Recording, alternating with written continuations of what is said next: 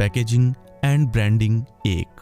अब तक के हर भाग में हमने मार्केटिंग से जुड़ी जरूरी जानकारियां तो सुनी हैं और समझी भी हैं, लेकिन इस चर्चा में आज जिन पहलुओं के बारे में जानेंगे वो है ब्रांडिंग से जुड़ी।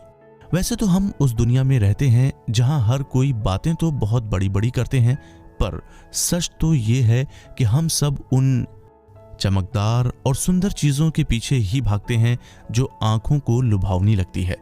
बचपन से ही हमें वो किताबें, स्कूल बैग या बोतल अच्छी लगती हैं जिन पर रंग होते हैं, जो चमकदार होते हैं, और उसी तरह हमारे बड़ों को उन पर ब्रांड का नाम या लोगो देखकर संतुष्टि मिलती है। ये आदत हमारे अंदर से कभी जा नहीं सकती और इसलिए कई बार हम वो चमकदार रंग बिरंगे प्रोडक्ट्स खरीदने को तैयार हो जाते हैं जो शायद उतने अच्छे ना भी हों, और इसी मानसिकता को समझकर ब्रांड्स करते हैं अपनी ब्रांडिंग। ब्रांडिंग में यूं तो बहुत कुछ आता है, लेकिन आज हम पहले बात करेंगे पैकेजिंग की।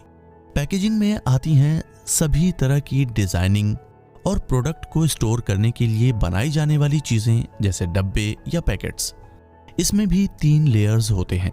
पहला वो प्राइमरी पैकेज जिसमें एक बोतल हो सकती है, दूसरा सेकेंडरी पैकेज जिसमें बोतल को एक कार्डबोर्ड में बंद कर दिया जाता है, तीसरा शिपिंग पैकेज जिसमें बहुत सारे बोतल्स को एक बड़े डब्बे में भर करके बाहर ले जाने के लिए पैकेज किया जाता है।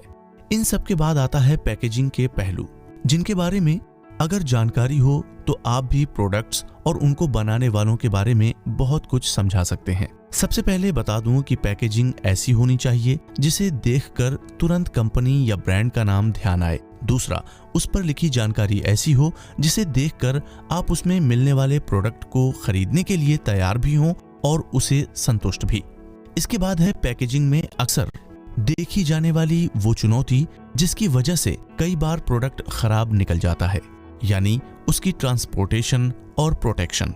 मतलब अगर कोई भी प्रोडक्ट कहीं बाहर से आने वाला या कहीं भेजा जाने वाला सामान है तो उसका पूरा ध्यान रखना पैकेजिंग के माध्यम से जरूरी है। इसी से मिलता जुलता एक और विषय है और वो है एट होम स्टोरेज का।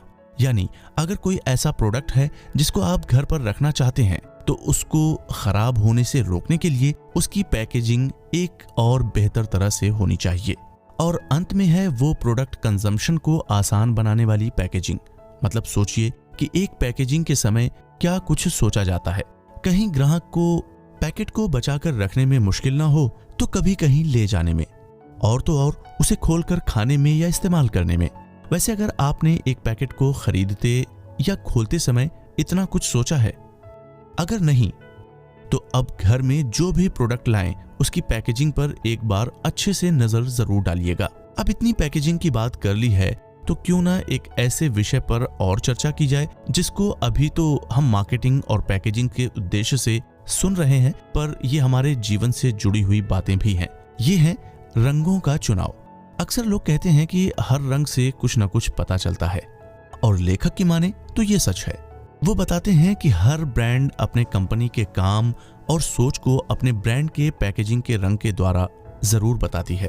जैसे एक कैडबरीज का पर्पल रंग अपने आप में एक कहानी कहता है। तो सबसे पहले इन रंगों के असल रंग जान लेते हैं। लाल यानी रेड कलर, ये उत्तेजना, ऊर्जा, पैशन, साहस और बिंदास होकर दिल खोलने का रंग होता है। इसके बाद आता है नारंगी या ऑरेंज कलर। ये रंग दोस्ती और मस्ती का प्रतीक है। इसमें लाल और पीले की मिलावट होने के कारण ये लाल से हल्का और पीले से तेज होता है। अगला है पीला यानी येलो, जो खुशहाली और रोशनी का प्रतीक है। ये सूरज की तरह हर जगह अपने आप खिलखिलाता हुआ सा नजर आता है। इसके बाद है हरा यानी ग्रीन, जो कि स्वास्थ्य का रंग है, यानी शुरुआत का प्रतीक है। हरियाली और जीवन दर्शाता है। ये रंग आपकी आंखों को ताजगी देता है। अगला है नीला यानी ब्लू कलर, जो आसमान और पानी का रंग है, शुद्ध खुले विचारों वाला, साथ में भरोसेमंद का प्रतीक। इससे थोड़ा गहरा यानी पर्पल कलर, जिसमें छुपी है अच्छी और समृद्धि। ये बुद्धि का भी प्रतीक है। इस रंग में लाल और नीले दोनों का समावेश है। अगला है पिंक यानी गुलाबी रंग, ये हल्का, प्यारा और शांत भावनाओं का प्रतीक है। इसके बाद है ब्राउन, जो पृथ्वी का प्रतीक है, यानी भरोसेमंद और ईमानदार। काला या ब्लैक, जो एक क्लासिक रंग माना जाता है, इसमें एक शक्ति और सामंजस्य की भावना है। और सबसे अंत में आता है व्हाइट, सफेद या श्वेत, जिसको सबसे शुद्ध, मासूम और साफ स्वच्छ माना जाता है। ये रंग मिलावट से कोसों दूर रहने का प्रतीक है। इन सभी रंगों को तो आपने समझ लिया, लेकिन हर एक रंग को पैकेजिंग में कैसे और किस मात्रा में इस्तेमाल करना है, ये आप अभी भी नहीं जानते, लेकिन आगे जरूर जान जाएंगे। तो इस चर्चा को आगे सुनते रहें।